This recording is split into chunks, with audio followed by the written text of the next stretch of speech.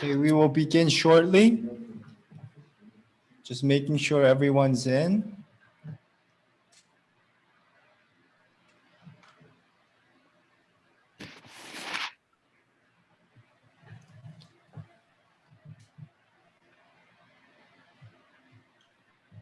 Okay, we will begin. Ladies and gentlemen, our distinguished participants from all over the world, we now begin the 2021 GIPT Finalist Colloquium.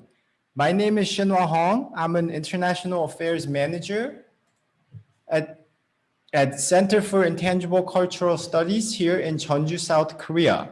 I have been part of the Secretariat of the Jeonju International Awards for promoting intangible cultural heritage, otherwise known as GIPT, or Jeonju Awards for short, for the last 2 years. It is indeed a privilege to be moderating the 2021 GIPT Finalist Colloquium. Before introducing our Korean ICH experts, 2019 and 2020 GIPT finalists, and our GIPT jury panel, I would like to remind all of our participants here today what the 2021 GIPT Finalist Colloquium is all about. As the Secretariat of the Jeonju Awards, we wanted to create a dialogue-driven international colloquium for ICH bearers, ICH experts, for NGOs and GOs alike. We do not intend to make any political or academic opinions be the center of our discussion. Rather, the 2021 GIPT Finalist Colloquium is a forum for networking and encouraging each other in our ICH community. It is our hope that by relating to different groups within our ICH community, the 2021 GIPT Finalist Colloquium can help solidify and inspire each other. With that being said, we kindly ask that all questions or inquiries stay within a reasonable time limit, and to quote Thumper, the rabbit friend of Bambi, if you can't say something nice, don't say nothing at all. Because of time constraint, I will be reminding all of our presenters if they have reached their given time limit. Before introducing our opening speakers, the Korean ICH experts and GIPT jury panel will briefly introduce themselves. First, the Korean ICH experts, starting with Dr. Haniham.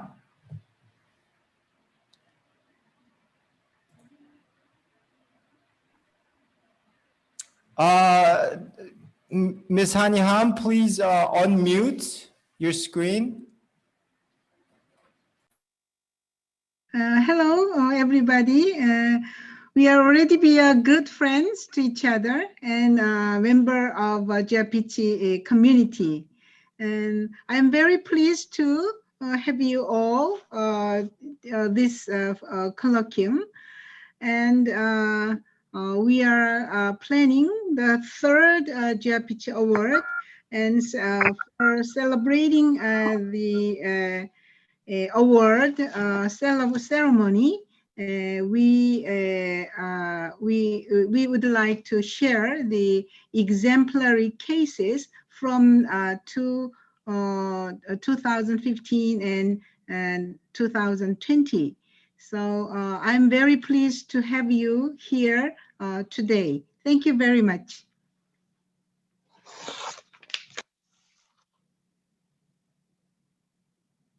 Thank you, Dr. Ham.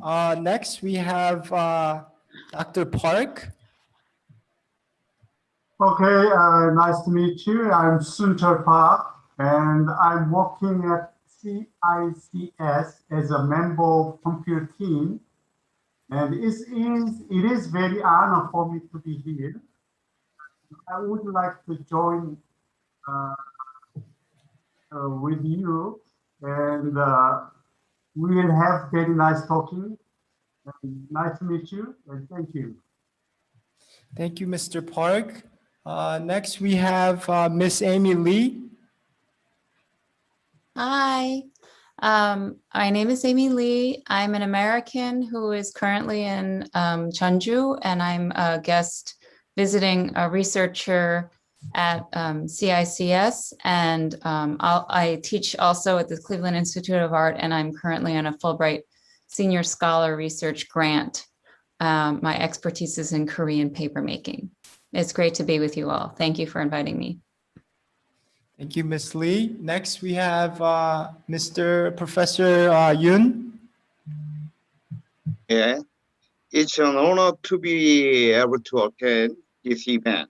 My name is Dong-han Yoon, a research professor of Jeonju National University. Nice to meet you. Thank you, Professor Yoon. Next, we have Professor Jung. Yes. Hi, it's great to meet you. This is Hong-mi Jung from Jeonju National University in Korea. I'm an anthropologist and I teach about ICH topic to graduate students. Thank you for inviting me. Thank you, Professor Jung. Next, we have Professor Oh. Hello, my name is Semina Oh, research professor at Jeonju National University. I have been studying intangible cultural heritage of Korea while working as a part of the GRPC Secretariat since 2019. It is an honor to be here with all of you today. Thank you. Thank you, Ms. Oh. Now, we will be introducing the GRPC jury panel chairperson who is here today. Madame Aikawa, please introduce yourself. Do you hear me? Yes. Yes. Yes. Do you want me to? You asked me to give the congratulatory remark. Just introduction for now. Oh, that's the introduction to about myself. Well, my name is Noriko Aikawa. I was the director of Intangible Cultural Heritage Unit at UNESCO headquarters. I'm Japanese. Thank you, Madame Aikawa. Is Mr. Choi here? Mr. Dong-hwan Choi? Okay, is Professor Gala here? Okay, what about Miss Nayrink? Oh, I see Mr. Professor Gala. Oh, hi. Professor Gala. How are you all? Nice to see you all. Hello. Could you please introduce yourself briefly? Yeah, well, my name is Amareshwar Galla. I think I know most of the people here. I'm the UNESCO chair on inclusive museums and sustainable heritage development. Been involved for a long time with safeguarding of intangible heritage. As my colleagues here know, especially Professor Noriko Aikawa has seen me right from the beginning. So it's wonderful to be part of this esteemed jury, and thank you very much for inviting me. Thank you, Professor Gala. Is Professor Turgeon here? Mr. Laurier Turgeon? Okay, not yet. All right, we will move on. Okay, thank you all for your introduction. Now we will hear the opening remarks and congratulatory speech. First, in the opening remarks, we have Ms. Keum-hee Park from Jeonju City's Department of Traditional Culture and Tourism speaking on behalf of Mayor Seung-soo Kim. Ms. Park, please, the floor is yours.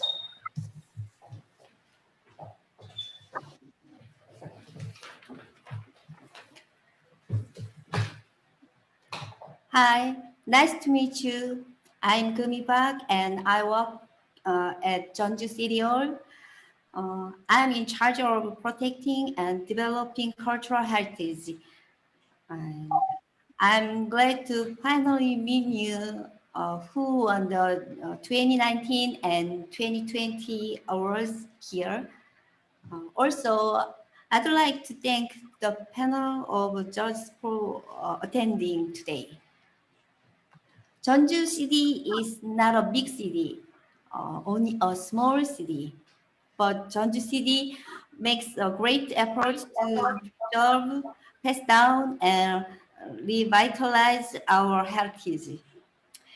And we are currently supporting 51 holders with intangible cultural heritage.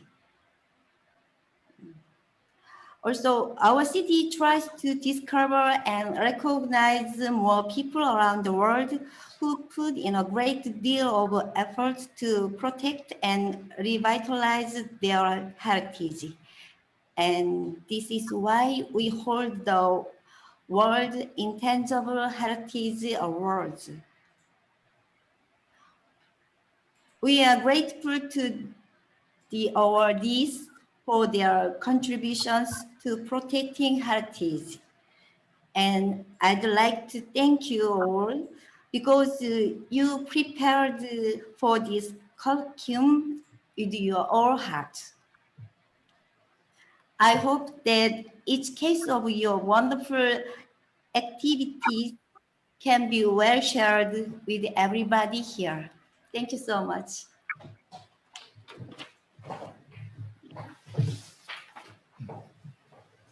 Thank you, Ms. Park.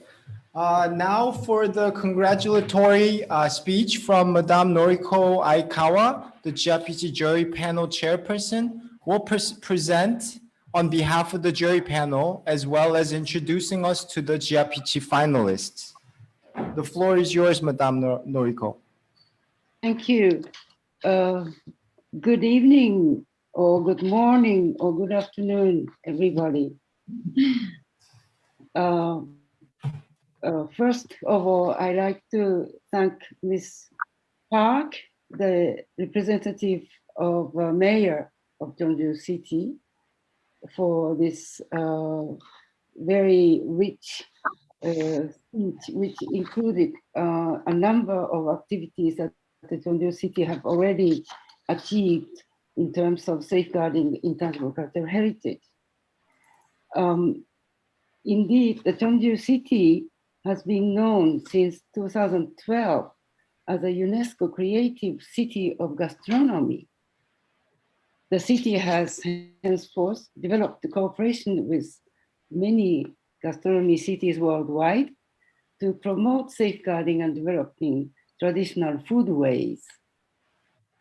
Following this successful international experience, the city extended its activities to the vast domain of intangible cultural heritage and created in 2019 the International Award for the Promoting Intangible Cultural Heritage. I'm pleased to note that the Jeonju Award shed light on the significance of safeguarding and transmission of ICH element, which is exactly in line with the spirit of the UNESCO 2003 Convention for the safeguarding of intangible cultural heritage.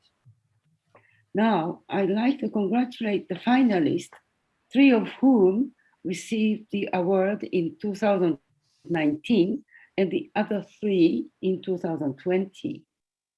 The finalists underwent a close scrutiny of the international jury. According to the criteria of the selection, the candidates are expected to demonstrate clearly, first, the inclusion of training component, second, ICH safeguarding as principal objective of the activities, third, accomplishment of ICH safeguarding activities, fourth, impact of candidates' contribution towards ICH safeguarding, fifth, the candidate's ability of resilience and the willingness for ICH safeguarding, sixth, concrete results of candidates' accomplishment, seventh, the concrete roles and that the candidate played in the process of ICH safeguarding. In 2019, 2 organizations, 1 NGO and 1 GO, and 1 NGO and 1 GO, and 1 individual specialist received Jeonju Award in 2020, and 2 NGOs and 1 individual specialist received the award. The finalists of 2019 prize were Contact Base of India, NGO, Heritage Foundation of Newfoundland, and the Labrador from Canada, governmental organization. Third, Mr. Ahmed Skunti of Morocco. And the finalists of 2020 prize were Asama, NGO of Burkina Faso, Impact NGO of Mexico, and Mr. Hugh Duc of Vietnam. In today's colloquium, the finalists or their representatives will discuss what Jeonju Award meant for them and how concretely it contributed to the encouragement of the transmission of ICT elements in the respective region. Then they will discuss with Korean experts to reflect upon how ICH will contribute to the human society in the 21st century and how the Jeonju Award will contribute to the development of human society. It remains for me to wish you a successful colloquium. Thank you for your attention.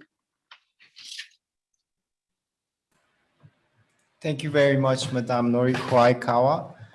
Before we begin our GPT finalists presentations, I would like to just mention that two of the jury panel members have joined us. So we will have Mr. Dong-hwan Choi introduce himself, as well as Ms. Yorlin Nayrink. First, we'll have Mr. Choi introduce himself, please. The floor is yours, Mr. Choi. Good evening, perhaps good morning, good afternoon, everybody. Thank you very much for inviting me to this wonderful colloquium. My name is Dong-hwan Choi from CICS. It's okay. Okay, thank you. This is my great pleasure. Thank you. Thank you, Mr. Choi. Ms. Nayrink, are you here? I'm here. Good afternoon from Belgium to all of you. I am Yorlin Nayrink. I am the director of accredited NGO Workshop Intangible Heritage and the UNESCO facilitator. And it's a great honor to join the jury of the JAPIC nomination. Thank you. Thank you, Ms. Nayrink. Okay, now we will begin our presentation from the GPT finalists, starting with the 2019 GPT finalists. In alphabetical order, will present their topic of discussion. So first, we'll have Professor Ahmed Skonti of Morocco present. The floor is yours, Mr. Skonti.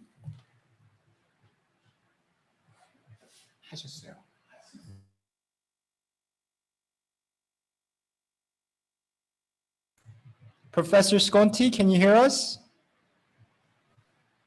Yes, thank you.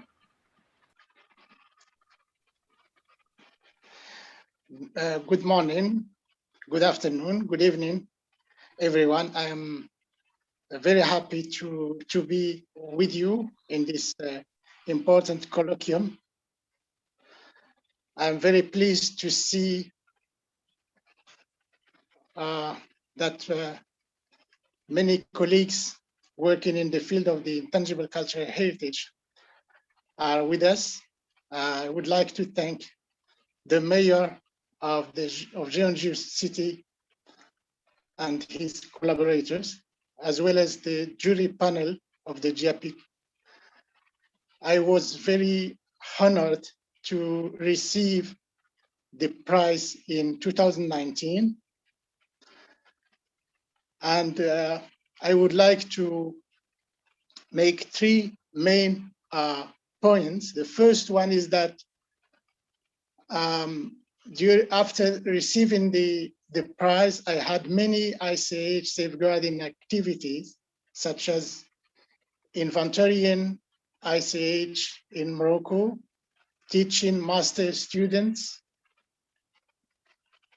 a course entitled ICH Capacity Building Workshops with UNESCO office in North Africa and with the Ministry of Crafts in Morocco. I am also assisting the Taskiwin martial dance, which was inscribed on the urgent safeguarding list to prepare the 4-year periodic report to be submitted to UNESCO at the end of this year. Regarding Professor Sconti, I'm sorry to interrupt. Could you, are you trying to share your screen? Yeah, okay.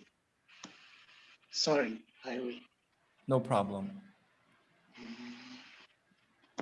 Yes, I think this is this one. Do you have it on the screen now? Yes, thank you. Regarding the second question, efforts are being made to enhance intangible cultural heritage transmission in the region in the framework of the implementation of the 2003 Convention. However, there is still a lack of awareness raising about ICH safeguarding in general and of capacity building in this field. With the COVID-19, intangible cultural heritage practitioners and bearers, as well as their communities, are heavily impacted as they are among the most fragile in the society. Regarding the impact of the prize in Morocco, I can witness that it was very well received. Newspapers echoed the information. It was also shared on the social media networks. I was invited to speak about the prize in a radio program at the end of 2019. And all this contributed to the visibility of both in intangible cultural heritage and of the JAPIC prize. I think this opportunity to reiterate my warmest thanks to the organizers, to the jury panel, and to the organizers of this colloquium. Thank you very much. Thank you very much, Professor Sconti. Now we will hear from Ms. Anyana Bhattacharya, Director of NGO Contact Base of India. The floor is yours, Ms. Bhattacharya. Thank you. Annyeonghaseyo, namaskar from Kolkata. This is Ananya Bhattacharya. I'm the director of Contact Base, or as we are more well known, banglanatak.com. We were honored with this prestigious award for safeguarding ICH in 2019. And I thank the mayor of Jeonju and the organizers for inviting us to this colloquium. And I feel really happy to reconnect with all of you, even though it's virtual.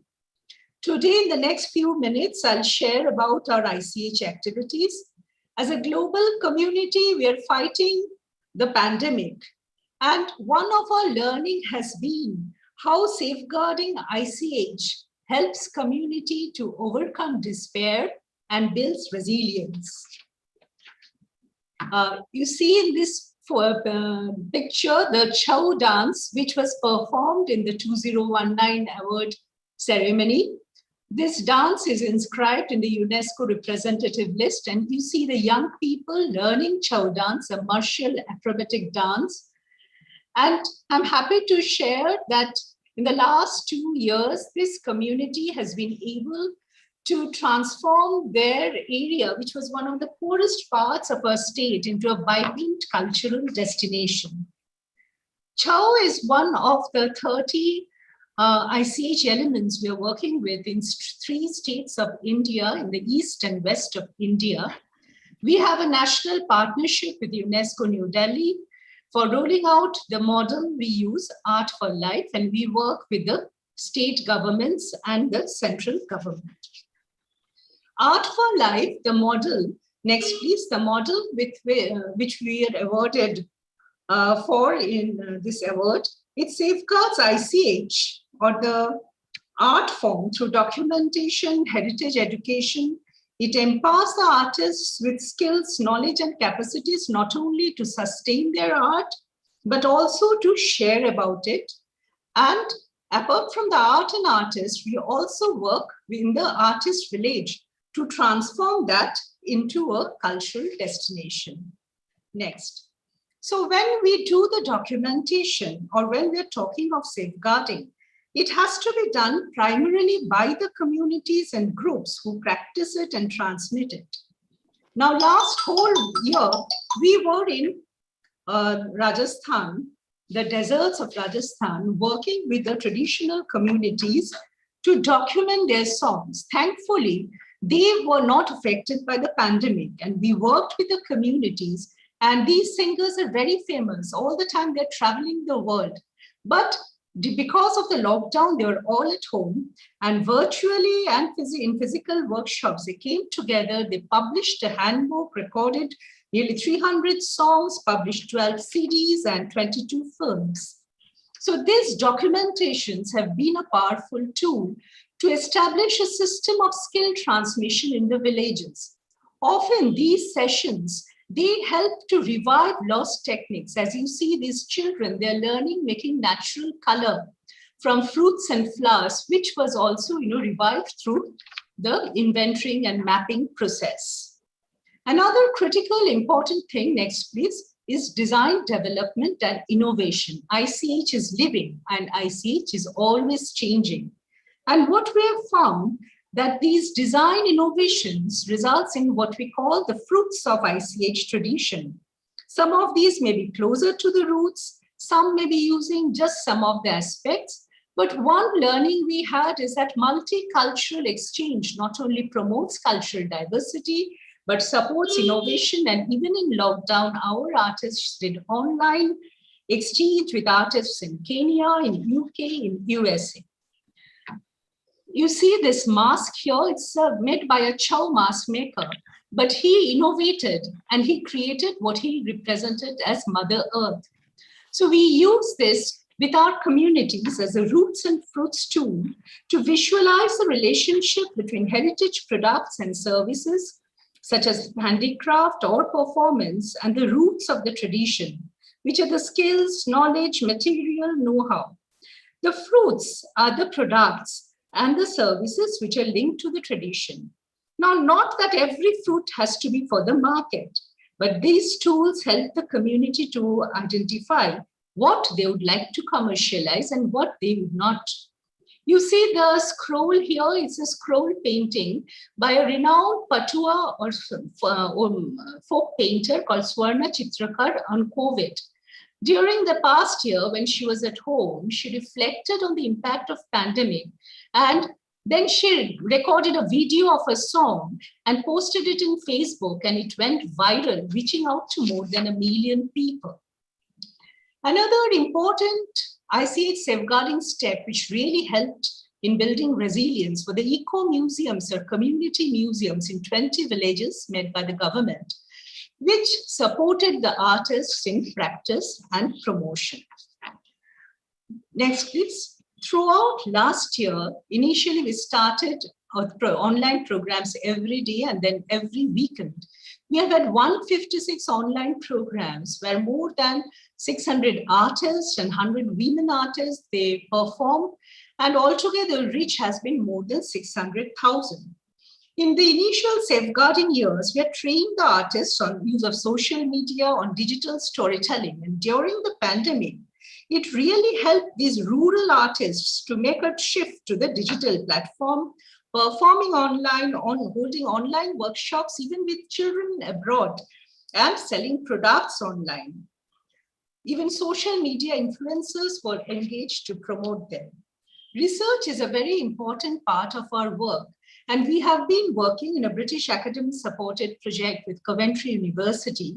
And with a multidisciplinary team, we were developing heritage-sensitive IP and marketing strategies. This diagram essentially captures the importance of safeguarding ICH, enriching it, we call it the HIPAMS canvas. So you need to have the enriched skill repertoire, the empowering the community to promote their work, to manage their work, to build its reputation and do heritage-sensitive innovation. Next, please. So what was the impact? The impact has been culture or safeguarding ICH has led to alleviation of poverty, SDG 1, awareness on cultural diversity, SDG 4, women empowerment, SDG 5, sustainable communities, SDG 11, access to decent work, SDG 8. Next, please. So what we have found that ICH through safeguarding becomes a skill, a shared resource for the community to develop enterprise and foster economic development. And with strengthening of identity, with the recognition and with engagement of young people, there is a very positive cycle where the community comes forward to safeguard their tradition. And people also start taking interest and visit the villages, and the outcome is cultural tourism, which benefits the larger community. We have been working with more than 30,000 rural women, and women from communities where girls never walked out of the house, they are now traveling abroad. In a recent consultation, young women actually thanked their seniors for making life easier. They do not face sexual harassment, which was a challenge earlier. They enjoy respect and improved socio-economic status. Next, please. So here are some stories very quickly. In the center, you see Moshumi. She's a chow dancer leading the first girls group dancing what was a male dance before. You see Rini Sultana, who is an embroidery worker, who is the first girl to have completed masters in our village. You see Shomnath, a metal worker who uses technology. During this COVID, he used online technology to ensure the children of his village do not drop out. So that is the power of safeguarding ICH. Next, please. Now, when the first wave, you know, India is now in a terrible crisis with the second wave. But when the first wave abated, worldwide, our artists were facing the same challenge of disrupted markets and disrupted supply chain. That time, government promoted the incredible India weekend getaways, where people who are making short trips to neighborhoods were encouraged to visit the artist communities.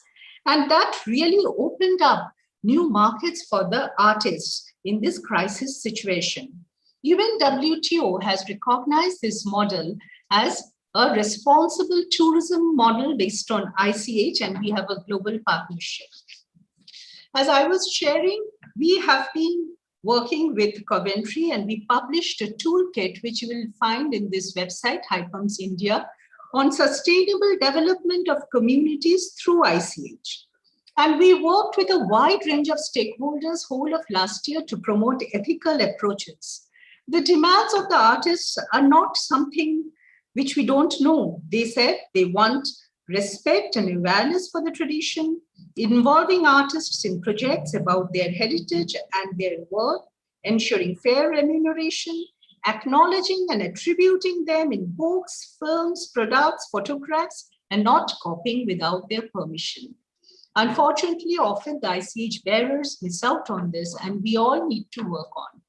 I also will take a second to share that Government of India has been actively supporting geographical indication, which has emerged as a powerful tool, which the artists are using for their promotion, for cultural tourism in the villages. So this was a very important development after this award we received, and we have been working on this. Lastly, I would like to say that this, next please, this award, it has definitely inspired us and our communities. Indeed, I received one award after I received this award as an acclaim. And most importantly, it has highlighted the importance of safeguarding ICH and its potential in fostering sustainable and inclusive development. Forums like the one you have organized today, this helps us to understand and learn from each other. And so I really would like to congratulate the organizers of this important award for highlighting the importance of ICH. And we thank you for enabling our participation and look forward to working with you in building a peaceful, prosperous, diverse world. Kamsamida, thank you. Thank you, Director Bhattacharya. Lastly, from the 2019 GRPG finalists, we have Executive Director of Heritage Foundation of Newfoundland and Labrador, Mr. Dale Jarvis. The floor is yours. Thank you very much. And let me just pull up my screen here.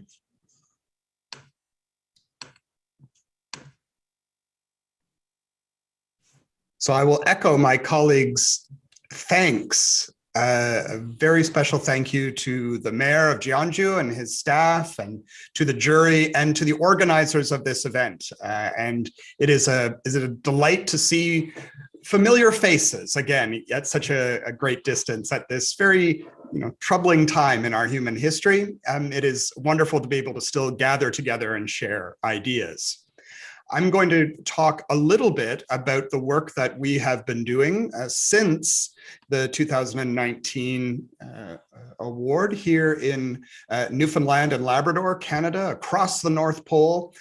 We've been doing all kinds of different safeguarding projects, but I wanted to focus specifically on the ones that we've been doing around traditional skills and craft that have been at risk here in our region.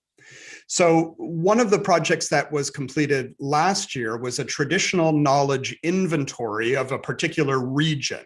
This is a rural part of the province that is about an hour to 2 or 3 hours away from the capital city.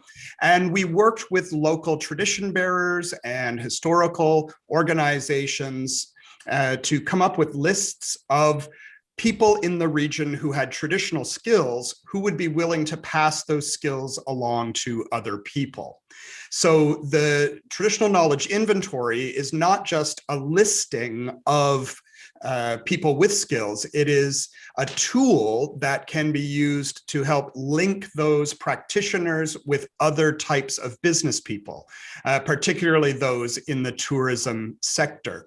So if there are tourism operators, tour guides, accommodation owners who wish to showcase the work of traditional craftspeople, they now have access to this database, which will allow them to develop business partnerships with local craftspeople.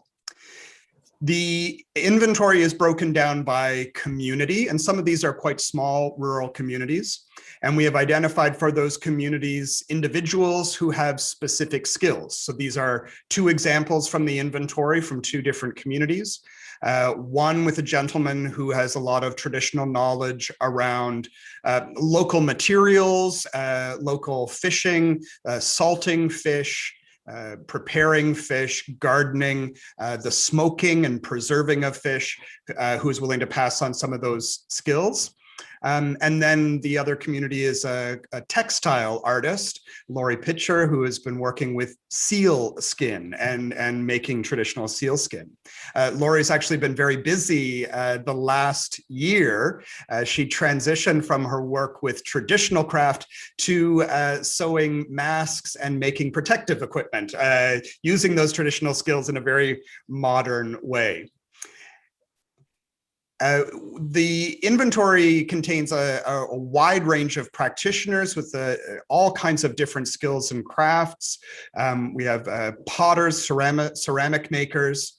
The gentleman on the right is Burl Tushkeneg, who is an indigenous basket maker, making baskets from grass work. This is an example of some of his birch bark and grass baskets here. And he has been teaching workshops to people on how these can be made. We also worked with local artists and crafters of traditional items such as snowshoes. So these are snowshoes that are used for walking on snow, which we get a lot of in our winter season. We have done some work with a local snowshoe maker in partnership with our local museum to showcase his work. We did an online seminar with him talking about the history of that tradition and the work that he has done. And since that, I know he has been very, very busy over this winter. He can't make snowshoes fast enough to sell them all, which is a great problem for him to have. The inventory also includes the work of local wooden boat builders. This is Jerome Canning, a master boat builder who regularly teaches wooden boat building workshops. One of the other projects that we wanted to do was to try and give practitioners some technical skills, some business skills in how they can better market and share their craft skills. We did a series of case studies working with local practitioners that cover a wide variety of ways that demonstrate the link between traditional craft, traditional skills, and entrepreneurialism.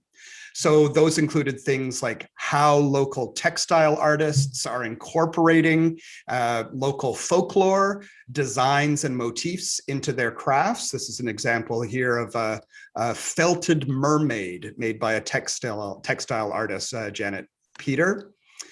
We had a whole series of these. I think in the end we had 8 different case studies that we did. This is one on the Wooden Boat Museum and how they're using workshops and training opportunities to generate revenue for their museum.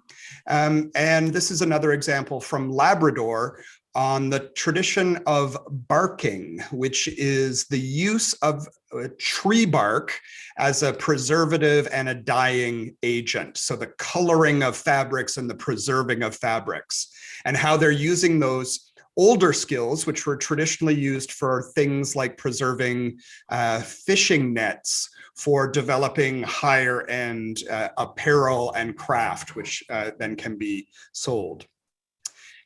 We're also doing some work around the social enterprise model, working with local craftspeople and living heritage sites to showcase how we can generate revenue to keep those sites open, while at the same time passing on traditional skills.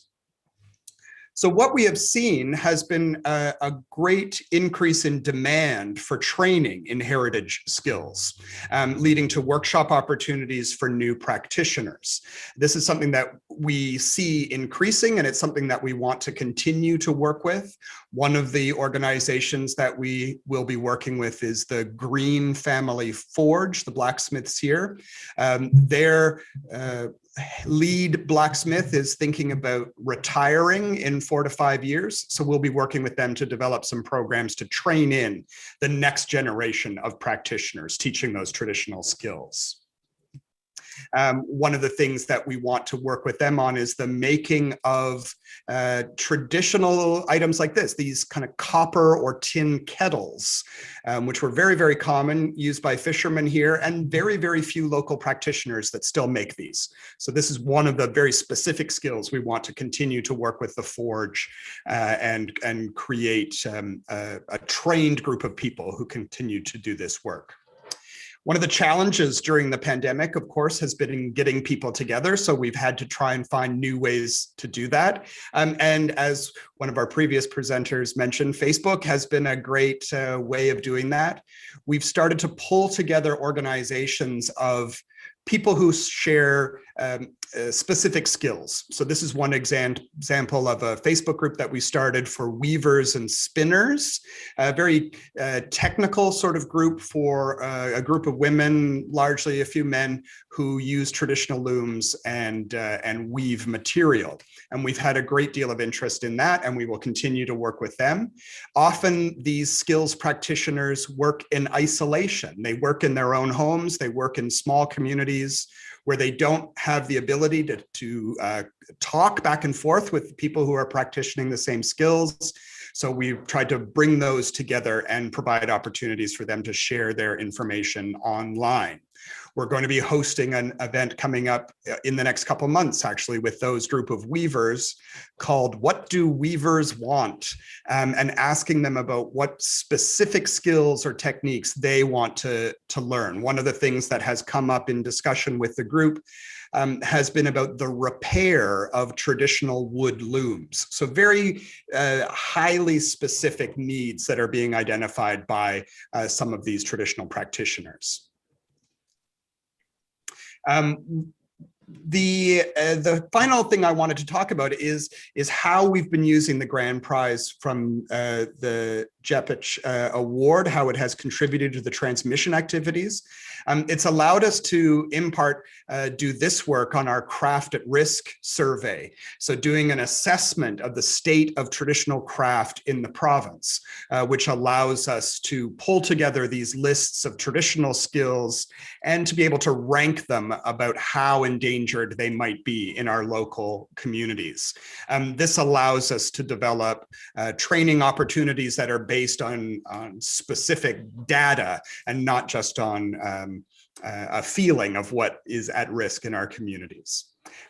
One of the things that we are going to be developing coming up, hopefully over the next year, is something that I was very impressed with when I was in Korea, and that was the master apprentice model, where you were linking established masters of a particular skill with younger people. And that is one thing that we are going to be building over the next 4 to 5 months. And hopefully by the end of this year, we will have our first mentor apprentice program underway here in Newfoundland and Labrador, teaching skills like this, traditional carpentry, window repair, all kinds of other traditional skills that we want to work on. So thank you very much, and I will turn things back over to you. Thank you, Director Jarvis. Now we will have presentations from the 2020 Jeonju finalists in alphabetical order. Starting with Asama of Burkina Faso, we have Director Key Leonce ready to present in French. The translator will translate after each topic. The floor is yours, Director Leonce. Okay, thank you so much. In fact, I'm not very fluent in English. That's why I will try to speak in French about my presentation. Let me share. I made a PowerPoint in order to, how can I? Ok, donc rebonjour tout le monde.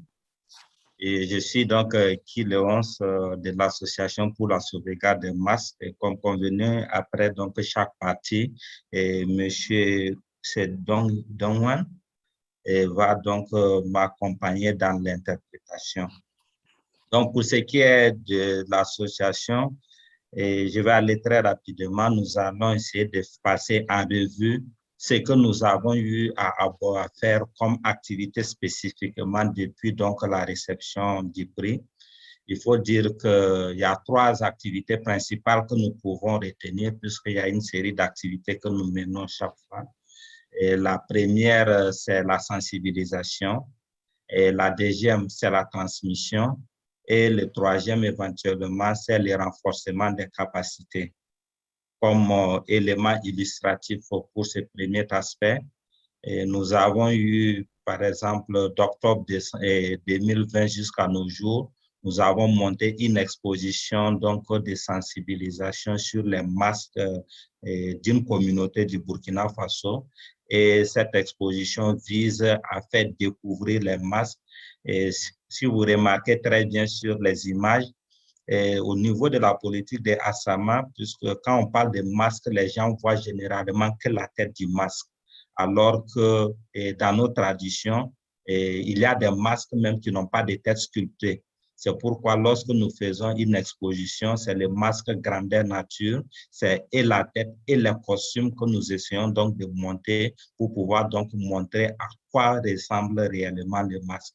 Et cela contribue d'une certaine manière également à protéger nos masques parce que les gens viennent et puis parfois ils volent des têtes de masques.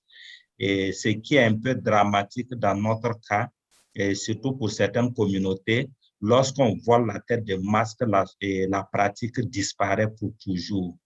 Donc, c'est ce qui fait qu'il est très, très important qu'on voit le masque dans son ensemble. Et en ce moment, il est difficile pour certains de rentrer donc dans les panthéons et de prendre donc seulement la tête et partant éventuellement le costume. Et nous avons également mené une série d'activités sur la sensibilisation. Et ça, c'était toujours pendant une journée donc culturelle de Boaba. Et nous avons mené une conférence sur les masques Baba pour pouvoir montrer la diversité donc de ces masques. Ça a été fait au musée où actuellement l'exposition est en train donc de courir. Il y a une ONG africaine et burkinabé du moins, l'association culturelle Passaté, qui vient d'être accréditée, qui a été accréditée donc lors de l'assemblée dernière. Nous avons accompagné cette ONG également dans la transmission donc d'un certain savoir-faire. C'est vrai, à la base, je suis enseignant à l'université et mon profil, c'est la métallurgie traditionnelle du fer. Donc, comme nous travaillons avec cette association, nous les avons accompagnés pour pouvoir donc faire la médiation culturelle dans l'optique de transmettre les savoirs traditionnels de la transformation du minerai de fer en fer. Nous les avons également accompagnés dans l'organisation des spectacles vivants, puisque nous avons une certaine expérience pour ce qui est du festival, et puisque le festival fait la promotion donc, du spectacle vivant des masques, donc nous nous sommes associés à eux et nous avons fait en même temps donc, la promotion des arts de la scène. Et au niveau de l'université également, nous avons mené quelques conférences sur la Convention de 2003 spécifiquement pour essayer de comprendre quels sont les objectifs de la Convention et également comment est-ce que l'Afrique est représentée au niveau des mécanismes donc, de la Convention dans l'optique aux uns aux autres de savoir et de pouvoir bien maîtriser cet outil international que nous utilisons tous pour pouvoir sauvegarder le patrimoine culturel immatériel en général. Et lorsqu'on parle généralement de patrimoine culturel, il faut savoir également que le patrimoine contribue à assurer une certaine sérénité. Et cette sérénité, ce n'est pas seulement au niveau de la paix, mais une certaine sérénité financière, une certaine sérénité sanitaire. Et ASAMA, donc, au lieu en plus de faire la promotion des masques, essaie de renforcer les capacités des acteurs intervenants dans la culture du masque d'une manière générale. Donc, vous voyez sur ces images, ces premières images, vous avez une plante qu'on appelle le Parkia biglobosa. Ce sont ses fleurs, ses fruits. Et donc, les graines sont généralement transformées pour pouvoir agrémenter les sauces. Il se trouve qu'avec l'industrialisation, il y a des produits chimiques qui sont parfois très toxiques pour la santé, qui sont source donc de cancers et autres. Donc, nous renforçons les capacités des femmes de plus en plus à produire donc de l'alimentation bio. Et c'est grâce, nous avons un partenaire suisse qui nous accompagne. Nous avons donc recruté une femme qui maîtrise très bien ce savoir-faire. Nous avons formé les dames vous avez ici des séances donc, de préparation de ce qu'on appelle le Sumbala. Donc, c'est ce Sumbala qui, lorsqu'on met dans la sauce, remplace donc tout ce qu'il y a comme bouillon. Et étant donné que c'est bio, ça contribue donc à assurer une certaine sérénité sanitaire à nos communautés. Mais le second aspect, c'est que les femmes qui font ce travail, elles le vendent et ça permet donc de pouvoir, ça leur permet d'avoir des ressources, ce qui contribue à la sécurité donc financière également des communautés. Pourquoi nous accompagnons ces communautés? Parce que nous avons vu qu'au niveau de certaines sociétés, il est arrivé que du fait de la faim, des gens aient vendu leur patrimoine pour pouvoir donc survivre. Et pour éviter cela, nous avons tiré leçon de cette douloureuse expérience pour pouvoir donc renforcer leurs capacités. Et enfin, la dernière activité menée jusqu'à là, c'est la préparation donc, du festival. Et si nous avons la chance de participer au prochain colloque, nous allons revenir davantage sur le contenu donc, du festival qui porte sur plusieurs activités. Donc, je vais laisser la parole pour qu'on puisse traduire cette première partie avant donc de revenir à la suite. So, somewhat safeguarding actions are part of raising awareness, transmissions, and capacity building. From the flagship actions carried out since receiving the award, we retained the following: hosting a conference and setting up an exhibition on masks in partnership with the National Museum of Music. Asama hosted a conference on the masks of an ethno-linguistic community in Burkina Faso, the Bwaba. An exhibition mounted since October 2020 is currently still in progress at the museum. Asama also organized a conference for some national NGOs and students on the partnership with UNESCO and the objectives of the 2003 convention. In October 2020, Asama supported a newly accredited NGO, which is Association Culturelle Passate, in the organization of its festival. Asama thus coordinated the reduction of the ore. Specifically, this involved organizing ore reduction workshops in order to explain the techniques of transforming ore into metal. As part of capacity building, Asama trained women in the production of ingredients for cooking. These actions, on the one hand, aim to compensate for the use of chemical ingredients, such as industrial broth, in households, which are a source of several diseases, and on the other hand, to guarantee another source of income. Asama has since been working on the organization of their next edition of the International Festival of Masks and the Arts, edition of the International Festival of Masks and the Arts, scheduled from February 26th to March 7th of 2022. Being a non-profit organization, it is currently working on resource mobilization. Also,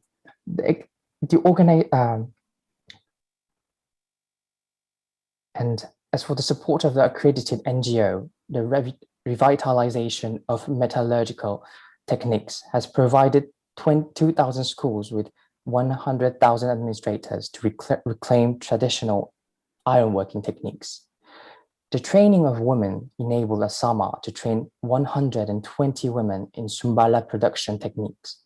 This training has allowed them to also use organic ingredients and to market any surplus that contributes to the financial stabilization of the households. À votre tour, Monsieur Ki. OK. Merci beaucoup. Donc,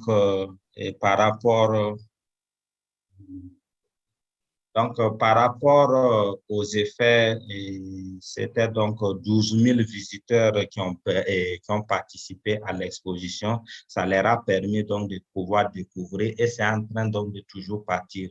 Et comme nous l'avons dit, cette exposition vise essentiellement à faire en sorte que les gens aient une autre vision donc de la culture et du masque en général. Et ce sont donc des relais que nous avons pour mieux faire comprendre les masques. Également, la conférence, c'est le même discours. Il y a eu une centaine de personnes qui ont participé à cette conférence. Au niveau de l'université, nous avons eu 87 étudiants et administrateurs donc, culturels qui ont pu participer. Et une centaine d'administrateurs et plus de 300 élèves pour ce qui est donc des réductions. Et puis, c'est 120 000 femmes en technique de production. Donc, je continue pour terminer.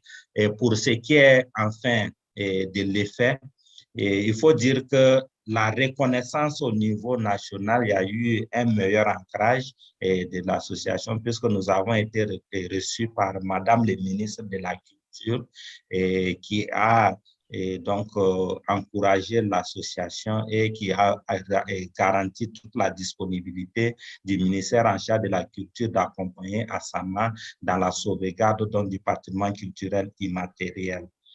Et comme vous le voyez également, la 16e édition, la 15e édition s'est organisée dans une situation covidienne et qui n'était pas aussi facile que ça. Et il se trouvait que des partenaires, puisque ce sont des partenaires qui nous accompagnent pour l'organisation, ces partenaires s'étaient désistés à la dernière minute parce que la priorité était donc d'assurer la sécurité sanitaire des uns et des autres. Et le prix nous a été donc d'un appui considérable puisque ça nous a permis donc de d'éponger donc certains engagements que nous avons et qui nous mettent dans une disposition vraiment très sereine pour pouvoir terminer et donc l'organisation de la 16e édition qui est prévue du 26 février au 5 mars. Donc, en guise de conclusion, éventuellement, c'est souhaiter une longue vie à ce prix et qui, au-delà d'accorder une certaine visibilité à la promotion et à la sauvegarde du patrimoine, et pour nous, d'autres comme des associations qui sont à but non lucratif, ça nous apporte plus qu'un bol d'oxygène financier qui nous permet de pouvoir mieux organiser donc, la chose. Et Kansamida, merci beaucoup. Thank you very much. Thank you very much, Director Leonce. Can I go on? Oui, allez-y. Merci. To answer to the second question about the effects of ICH transmission in the region of the GI pitch finalist, the organization of the mask conference raised awareness of the richness and diversity of Boaba masks among around 100 participants. The exhibition has attracted more than 12,000 visitors to date. As for the conference on the objectives of the 2003 convention, it has enabled 87 students and administrators to discover or deepen their knowledge on how the 2003 convention has upheld the safeguarding of intangible cultural heritage. As for the support of the accredited NGO, once again, the revitalization of metallurgical technique has provided 2,000 schools with 100,000 administrators to reclaim traditional ironworking techniques. The prize was a breath of fresh air for Asama, as the 2020 edition was organized on the eve of the start of the intensive fight against coronavirus. Some partners were unable to meet their financial commitments. The net $7,375 received made it possible to settle certain commitments. The prize makes it possible to organize the next edition of the International Festival of Mask and Arts with more peace of mind. Also by the help of the Ministry of the Culture, who is encouraging us our project, we'd like to thank to the government too. And thank you again to Jeonju to welcoming our presentation. Thank you. Thank you again, Director Leonce, and our translator. Thank you very much. Now we will hear from Mr. Hugh Duc Vu of Vietnam, who is the director and founder of Museum of Muong Cultural Space. The floor is yours, Mr. Vu.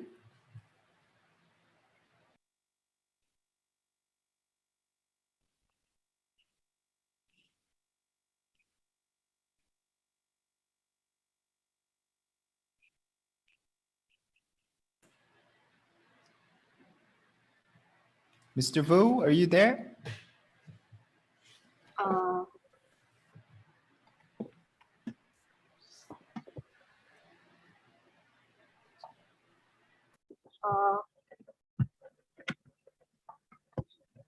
Hello, lady and gentlemen. My name is V. I am daughter of Mr. Vũ Đức Hiếu. On behalf of Mr. Vũ Đức Hiếu, today I will read his presentation about the colloquium. Is it okay? Yes, we could all hear and see your shared screen. Okay. Go ahead. Thank you. Well, as you can see, the Muong is the oldest ethnic group in Vietnam. Among 54 ethnic groups living in the northern mountainous region with a population of more than 1 million people. They have a rich folklore preserve. With a love for the Muong cultural heritage, Mr. Vũ Đức Hiếu has established the first private museum, Muong Cultural Space, in 2007, 80 kilometers to the northwest of Hanoi, in Hòa Bình province, which is the center of the Muong people in Vietnam. With the support and participation of many artists and experts in the community, Mr. Vũ Đức Hiếu have successfully collected and taken notes of artifacts, cultural practice, tradition of dressing, farming, watering, standard, and other cultural expression for Hmong people. He has also finished the manuscript in Hmong knowledge of medicinal plants and their traditional medicine treatment. The museum displays artifacts about milpa, rice grinding, textile weaving, yarn spinning that Hmong people no longer use. Some of cultural and community practice have been eroded. However, thanks to the various support and the endeavor of both the museum and Mr. Woodhill, some of them has been restored and passed down to the younger generation, such as textile, carpentry, gong music, amulet melodies taught in Mo village, restoration, reconstitution, together with artisan and community support in community life rituals such as Matnya ceremony, year-end bad luck dispel, kitchen crafting ceremony, nhập trạch, fire setting, invitation of prestigious people like Mo, which to bring luck. Reconstruct traditional steel house architecture, including langhouse. Mr. Woodhill collected a langhouse, the only remaining type of traditional steel house of Hmong people. Langhouse belong to the highest class in Hmong society, which preserve their traditional culture and traits, from manner of worship, lineage, family to culinary practice. Unfortunately, the langhouse was nearly burned out. Nonetheless, the museum, together with the community representative, have organized many fundraising activities to restore the house and its cultural heritage values. Collect gongs and acid craftsmen in passing expertises to nearby Zangmo villager, Khai festival gong gods, burial ceremony during funeral and spiritual funeral. Restore brocade weaving, extinct in the past, now used and established in work, weaving white fabric for bridges, funerals, pattern on weddings, waistband, and old people formal wear.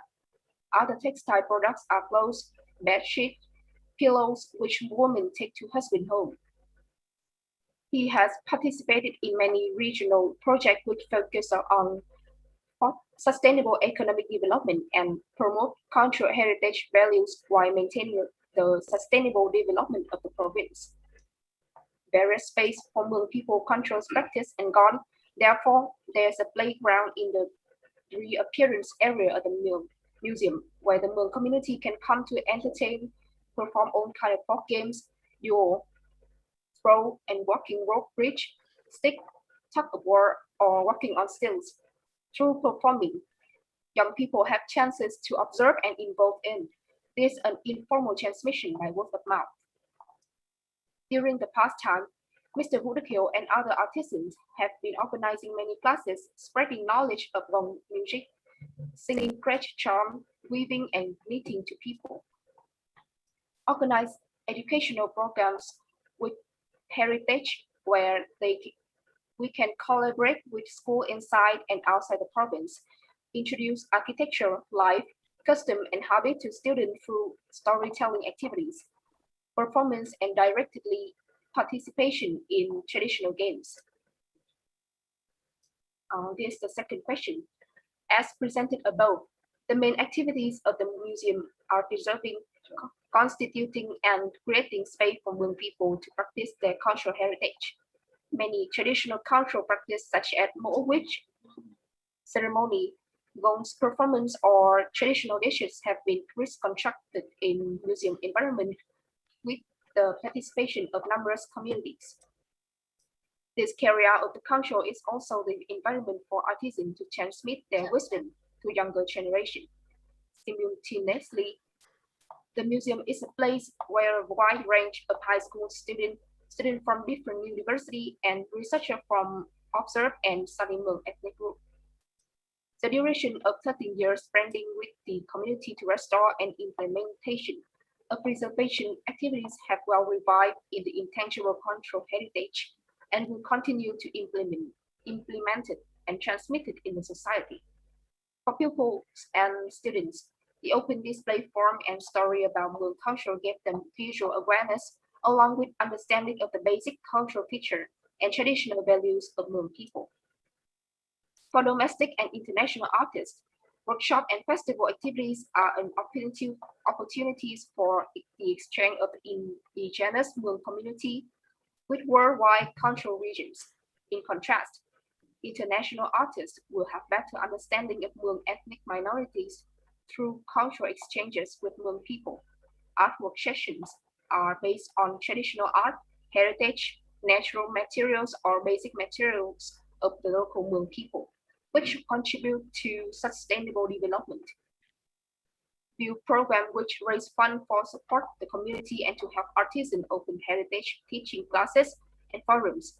This work contributes to the preservation of the valuable heritage and intangible culture, not only for the Hmong people, but also for the heritage and culture of other ethnic groups in the region and in Vietnam. To receive Jeonju International Award is a great honor for Mr. Vũ Đức Hiếu, as well as for Vietnam in general. This proves that cultural preservation has received attention and great support not only for Vietnam, but also of international friends. This award has empowered and encouraged us to keep on preserving cultural heritage for the community, organize restoration of forgotten ceremonies, completion of medicinal plants and herbs, folk remedies, medicinal gardens constructions, propagandize traditional values. These are Mr. Vũ Đức Hiếu presentation. Thank you for listening. Thank you very much, Director Vu. Lastly, from the 2020 GRPG finalists, we have NGO Impacto. The speaker will be Ms. Montserrat Poblete Aguirre Bere. The floor is yours.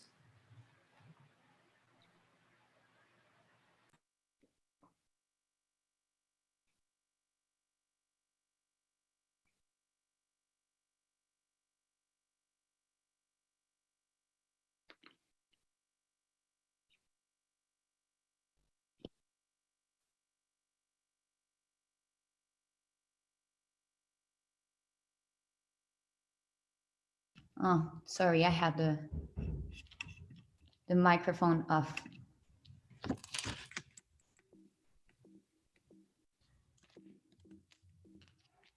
No pasa las diapositivas.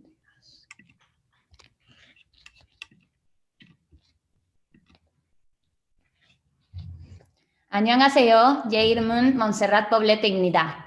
오늘은 멕시코에서 온 NGO 임팩토 대표합니다. Hello, my name is Montserrat Poblete. We are NGO Impacto from Mexico, one of the 3 finalists of Jeonju International Awards for promoting intangible cultural heritage in 2020. Impacto works with textile artisan women in Los Altos de Chiapas, and today I'm presenting in name of Adriana to honor her work and all the work she did with the artisan woman in Los Altos de Chiapas, and to continue the efforts to achieve the harmony of life or good living, the Lequilcush Lejal, that is the philosophy of the original peoples in Chiapas. First, we are going to talk about the actions we have taken to safeguard the intangible cultural heritage. We have the Heritage Alert through Viernes Tradicional that helps with the visibilization and mediatization of cases of cultural misappropriation. We have reported important brands such as Sara and Carolina Herrera. Entrelazando Voces was a series of 6 programs where artisans, brands, designers, the public sector, and the audience could exchange ideas and experiences on how to improve relations and practices with indigenous communities. Resulting of these programs, the Decalogue Saber Artesanal Textil was created. It is a tool available to everyone in these sectors who wants to collaborate with collectives or artisans. We have worked with the government in discussing the law reform proposed by Senator Susanna Harp in 2020. This law protects the rights of indigenous peoples and their intangible cultural heritage.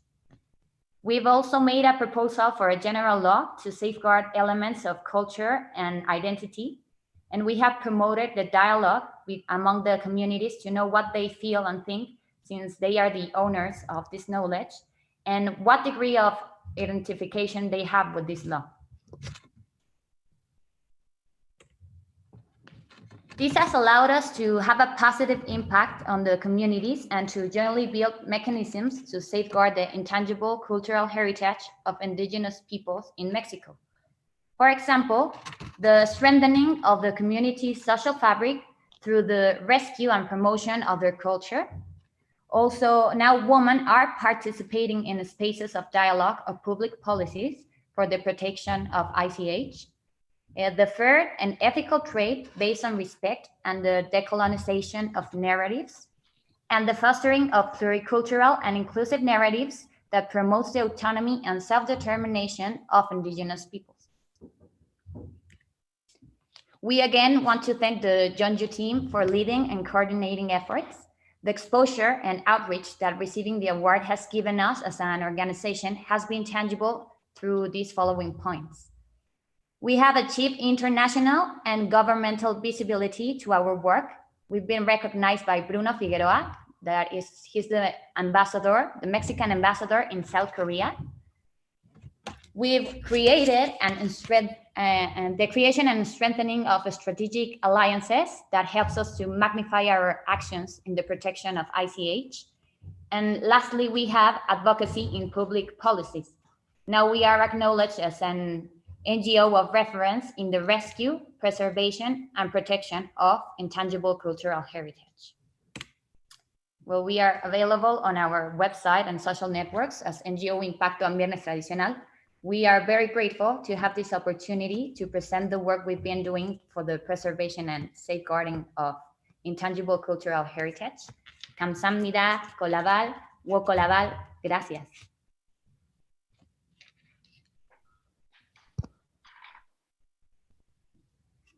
Thank you very much, Ms. Aguirre Bere, and our deepest condolences for Adriana.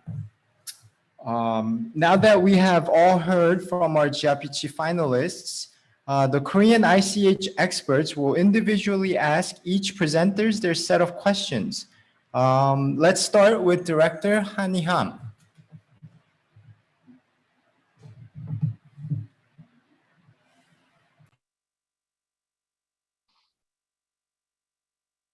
You're on mute. Dr. Hani Ham, please Yes, unmute yourself. Thank you. Okay, I'm sorry for always missing my, the voice. I'm very glad to hear from you all your accomplishments. It's great, wonderful accomplishment. And my question goes to Asama, Burkina Faso, Asama. It's a very, very hard work, probably in the midst of a pandemic. Your country, not only your country, but also all over the world, but particularly the bearers and inheritors of ICH are under many pressures, and particularly the economic pressures as well.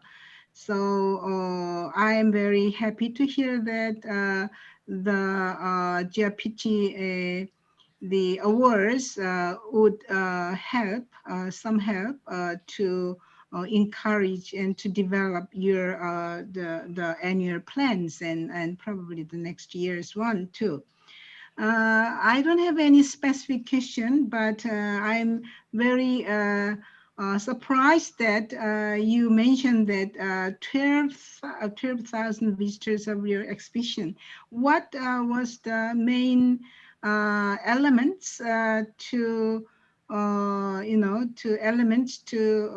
the collect, or I would say to have your visitors so that many, so any like a special like a secrecy or any the special like strategies in your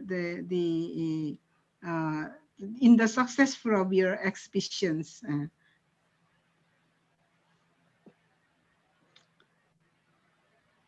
Yeah, this is my like a little question. I was very surprised that you have a very successful the exhibition. You mentioned that 12,000 visitors, right, in the midst of pandemic.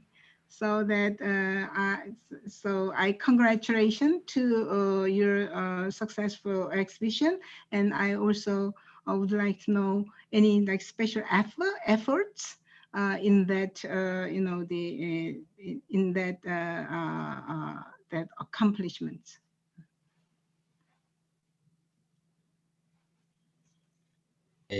Sorry, did I answer directly, or I have to answer at least?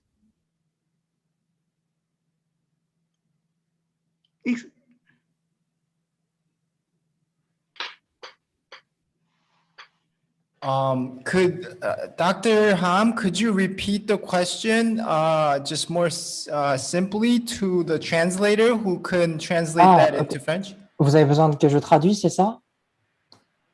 Je voulais juste savoir s'il faut répondre tout de suite ou bien c'est à la fin, parce qu'elle a demandé, on a eu 12 000, quel était le secret, quelle était la stratégie. C'est bien ça?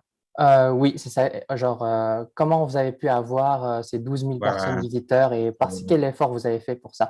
Je vais demander cette question à madame.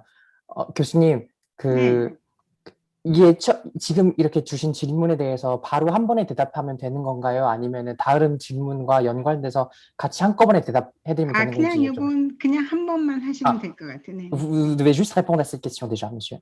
Okay.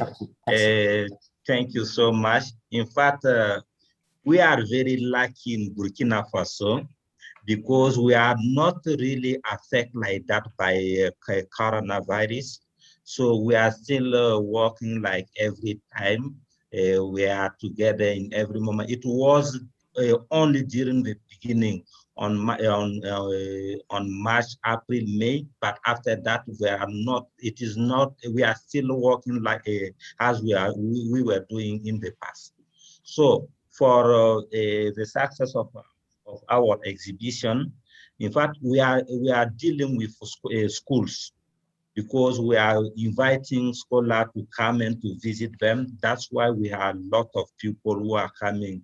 You know, there are several schools in Ouagadougou. Ouagadougou is the capital of Burkina Faso.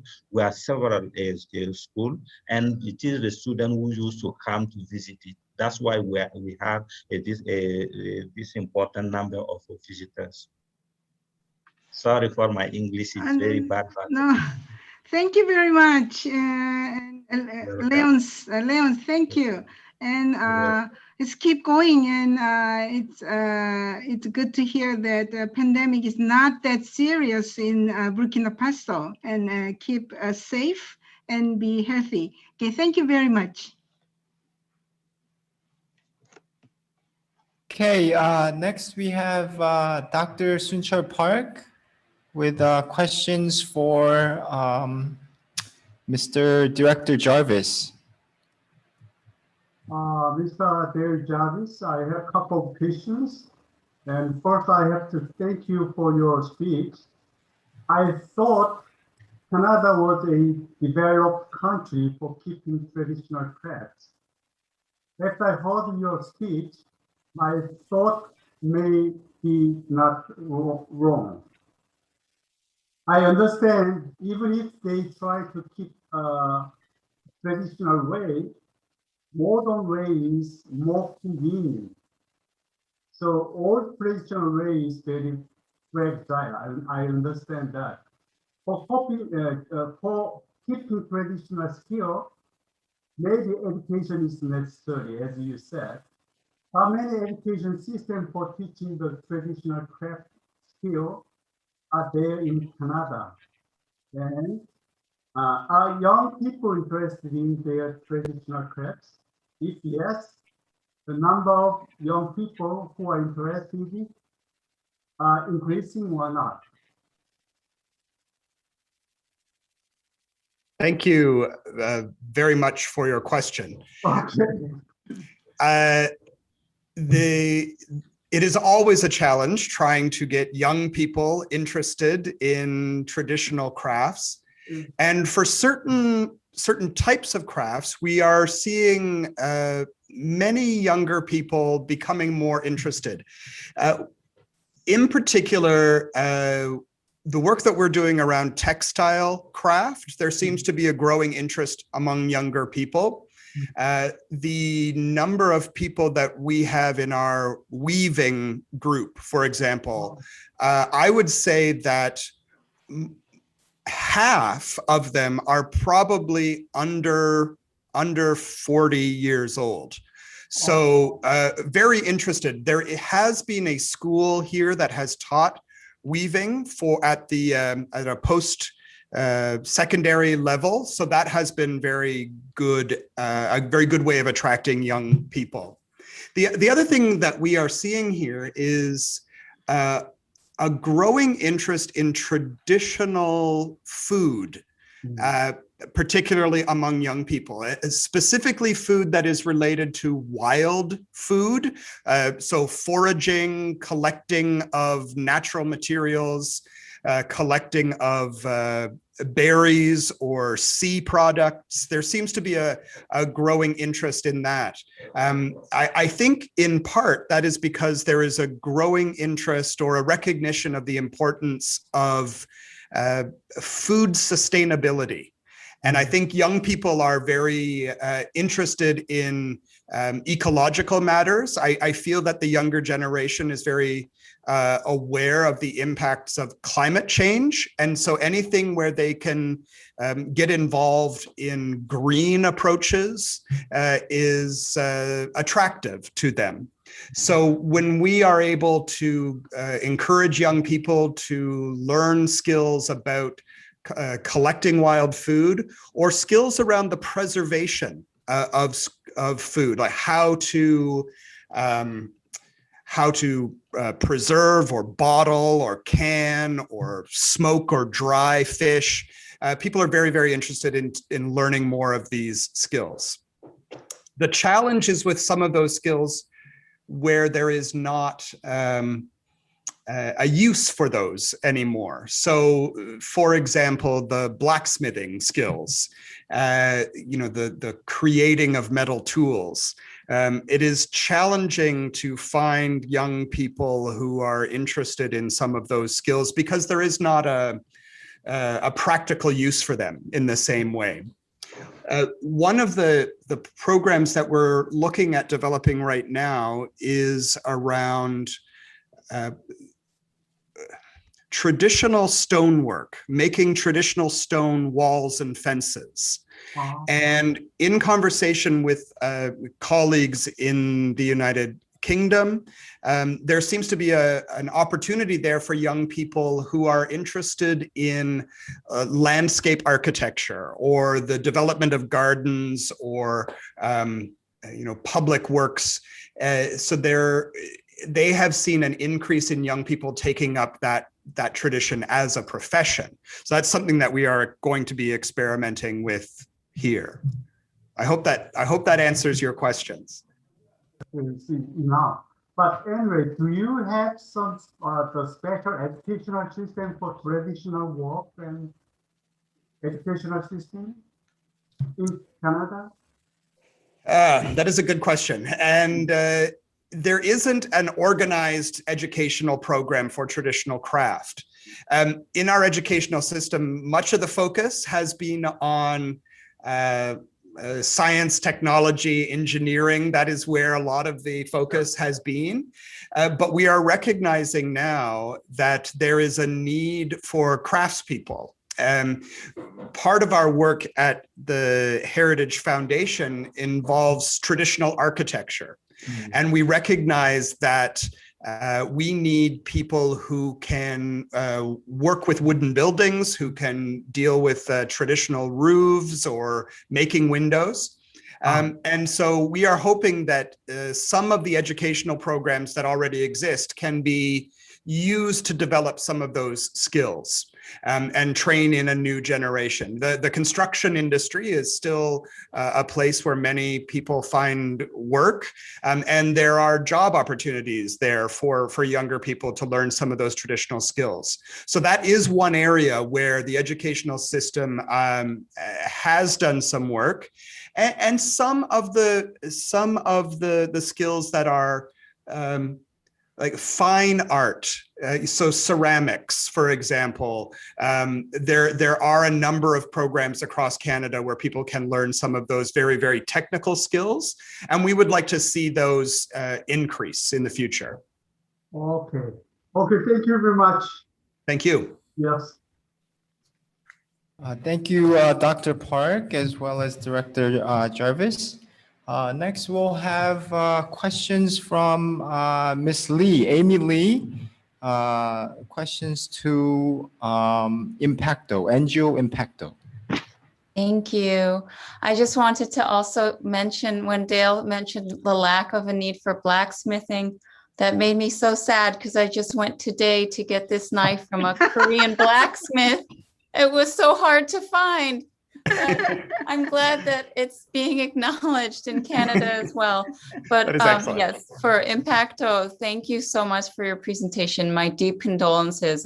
It must be so difficult and traumatic to move on from losing such a powerful your founder, and a real tribute to her, how strong she was that the organization continues to do this work.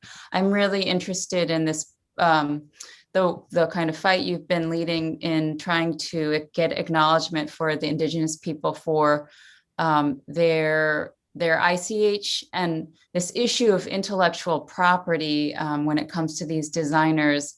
And so, and I know that this is being debated within the Mexican Congress. And so in terms of but you mentioned that this award helped you look for getting feedback from Indigenous people about their feelings around the law proposed by Senator Susanna Harp. Is there a general consensus, or I don't know how far you are in this process of asking them, of the original peoples of Chiapas, but what are their feelings about this law, and what, or are there many different opinions in terms of what they really actually want, whether it's not just from this law, but if they need more direct funding or higher prices for their goods and services, more legal protections, more social services, royalties from designers who appropriate their work, self-determination, or just continued partnership with Impacto so that they can reach those goals. Hi, thank you for your question. Well, it's been difficult because the law is made like for people and has like a really difficult language for the communities, the Indigenous people, to understand. So we have like to talk with them and explain it like step by step, because they don't even understand what's happening and what are their rights. So they know they have some rights, but they don't know the extent of it. So that's what we've been doing with them. We are talking with them, and of course they are open to do collaborations with designers or with everyone, but it has to be like a really horizontal collaboration where they receive the money and the royalties for their knowledge, like traditional knowledge. And it's been difficult, but we are trying to explain it to them in their own language, because in the communities that we work with, they talk Celtal and Tzotzil. It's not even Spanish, so we are dialoguing with them in their own language. Thank you. Thank you for your work. Yes, thank you. Thank you, Professor Amy Lee, and also Director Ms. Aguirre Beret. Next, we have a question from Dong-Hwan Yoon, Professor Dong-Hwan Yoon, to Professor Ahmed Skonti. My question is for Amit Sconti. Professor Sconti, you mentioned that local media outlets such as newspaper and radio contacted an interview with you after receiving the GRPT flag. I'm curious about what aspect of the media show interest in relation to ICH or GRPT.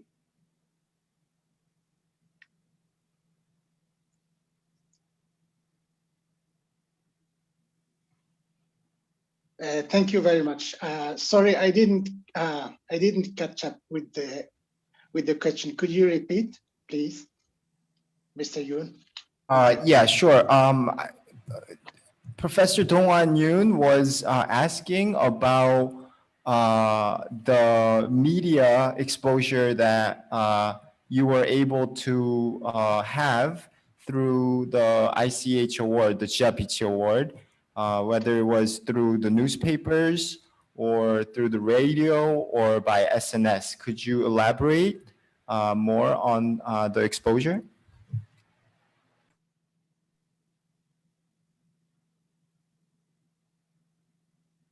Yes, thank you. Thank you very much for your question. This was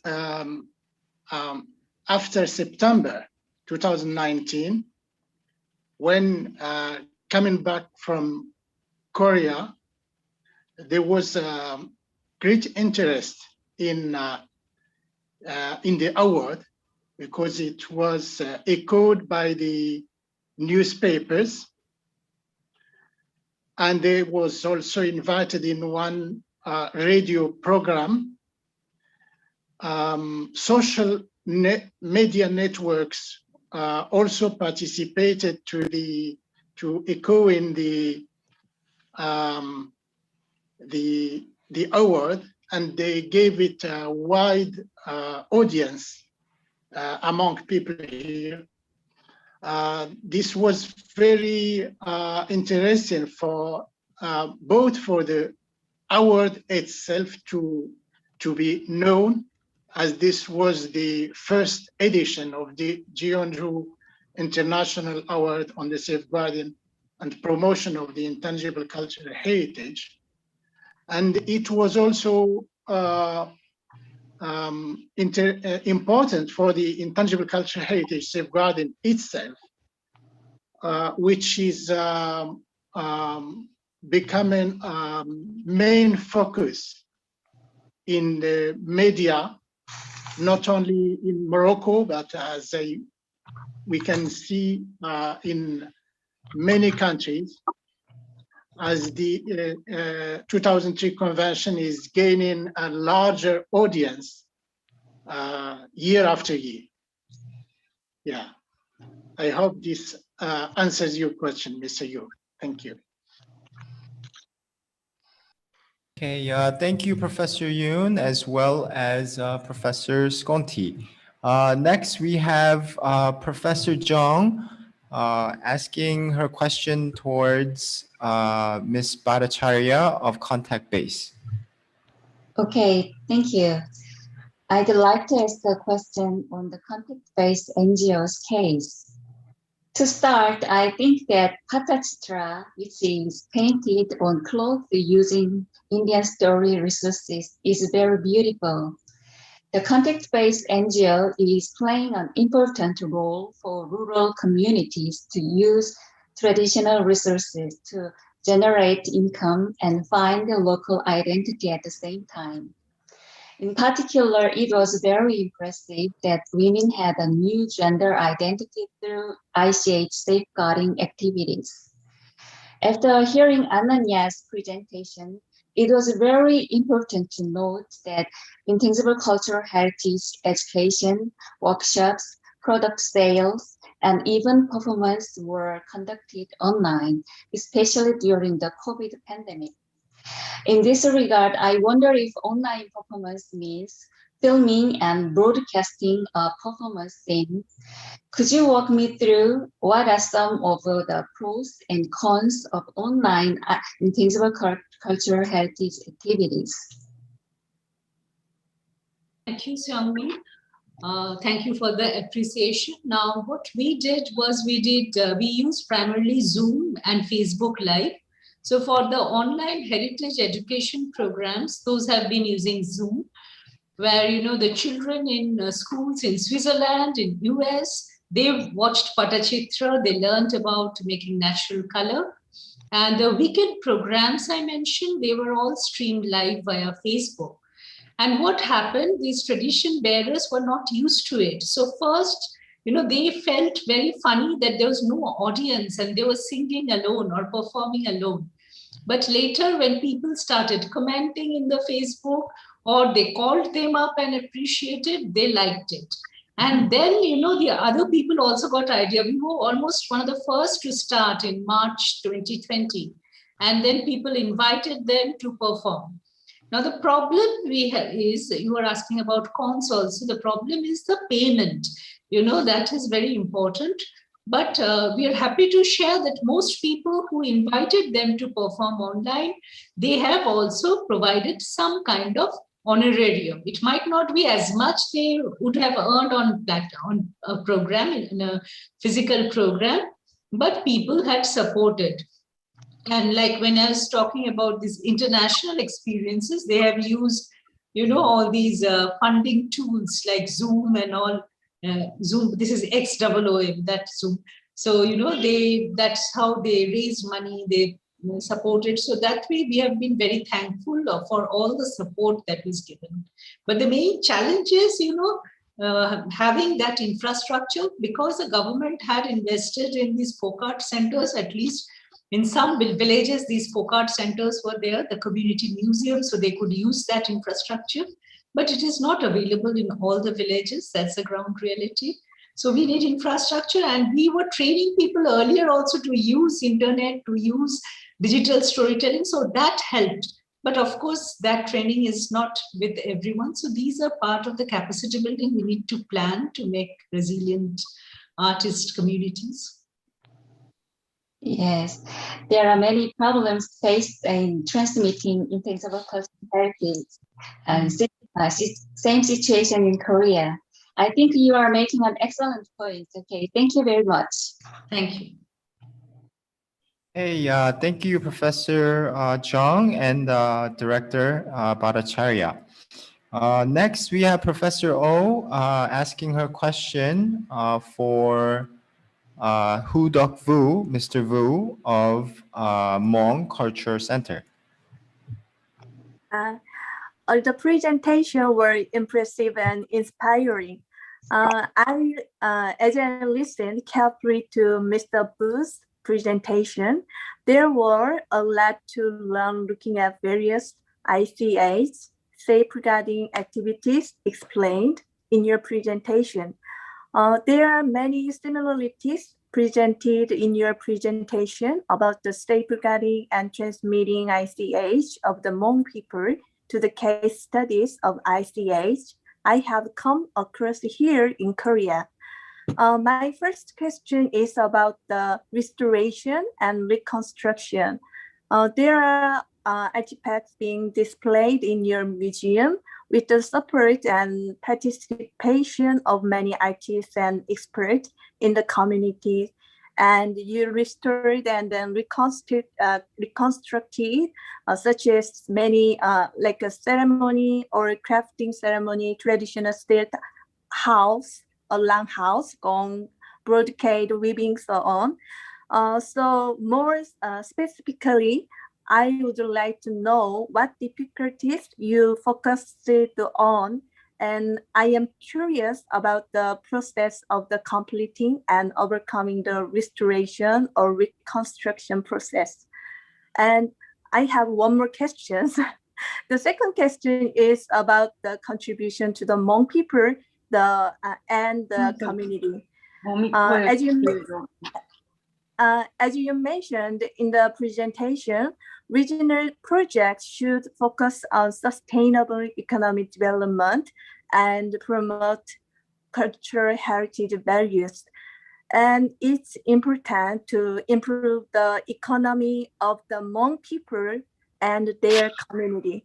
So I'm curious about how the many activities of the Hmong cultural space are actually helping the Hmong people. So kindly elaborate on the contribution issues. Thank you.